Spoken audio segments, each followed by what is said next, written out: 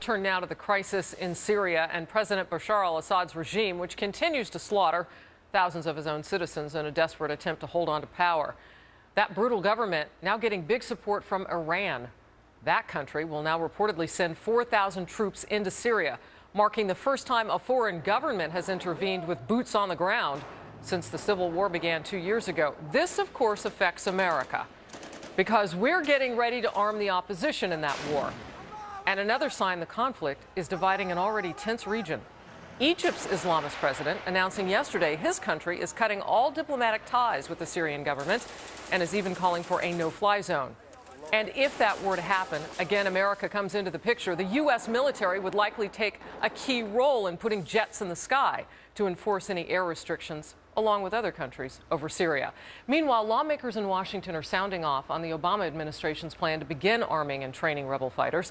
Some are criticizing the president, saying he's waited too long to act. And this idea of giving the rebels small arms will do nothing to remove Assad. Other politicians support the plan, saying we shouldn't get involved in another war in the Middle East. The president has promised not to put soldiers on the ground inside Syria at this point. Peter Ducey now with more from Washington. Peter?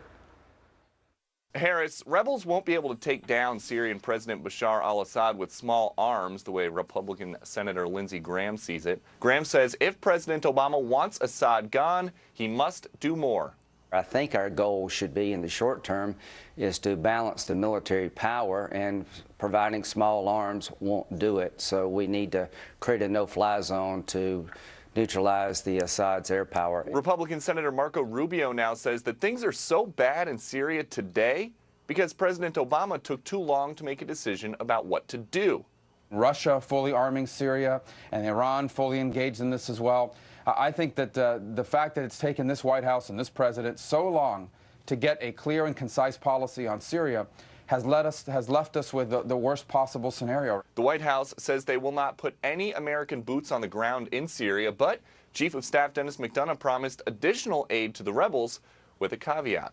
We have to be very discerning about what's in our interest and what outcome is best for us and the prices that we're willing to pay to get to that place. We've rushed a war in this region in the past. We're not going to do it here. So the White House wants to be cautious, and some lawmakers on both sides of the aisle are okay with that. We've got to protect the Syrian people, and above all, we've got to make sure that al-Qaeda and other terrorist groups don't take root in Syria. Tomorrow night at the G8 in Northern Ireland, President Obama will sit down with Russian President Vladimir Putin. Throughout the civil war in Syria, President Bashar al-Assad has found a friendly ally in nearby Russia.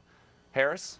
Peter, thank you. We'll stay with the story. To get the weapons to the Syrian rebels, our U.S. military will need to go through Turkey. And if you haven't seen what's happening there right now, here's a taste of it. Violent clashes between protesters and police intensifying in Istanbul.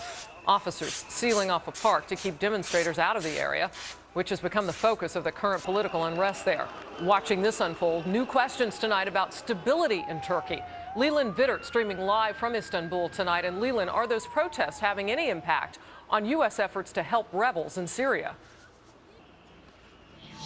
Short answer, no, Harris. Prime Minister Erdogan here seems to be willing to just soldier on business as usual. He calls it his duty to put down these protests. Today, we watched protesters try to break here into the Taksim Square area. They were pushed back by riot police who have sealed off this area for about 500 or 600 yards around the square where we are right now. However, it was a very different scene yesterday as the square was filled when riot police had to try to push everybody out. We were there as this latest round of violence began. The battle for Gezi Park has certainly begun. We see a stream of people running in, all with gas masks and helmets. They know what they're going up against.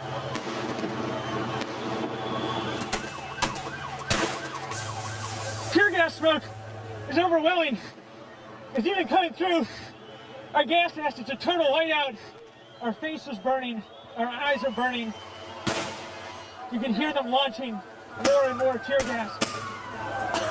It is absolutely incredible the speed at which they moved 10,000 people or more out of this park. It was no more than about 20 minutes that they were able to push all the way through here. They try to kill us, and they try to, make some police terrorism. Daylight brought more clashes as police blocked streets and attacked people heading to various protests.